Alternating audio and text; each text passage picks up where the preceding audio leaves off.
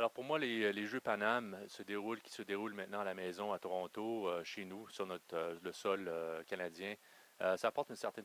particularité dans la mesure où je constate qu'au niveau des entraîneurs puis au niveau des athlètes qu'on a dans notre organisation, ben, il y a des attentes de leur part, il y a un certain stress de vouloir performer devant la foule canadienne et ne pas décevoir surtout. Donc, mon travail en tant que directeur de haute performance, où je me considère plus ou moins comme l'entraîneur des entraîneurs, est de simplement s'assurer que tout le monde est confortable, tout le monde se fie au processus et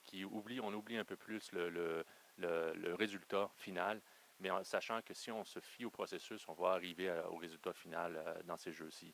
L'autre particularité d'avoir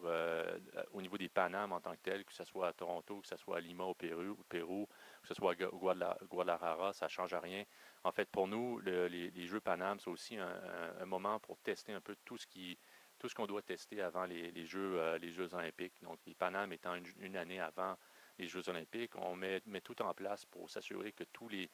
petits changements qui doivent être faits sont faits au Pan pour qu'on arrive aux Jeux olympiques avec une machine qui est très bien rodée et qui est prêt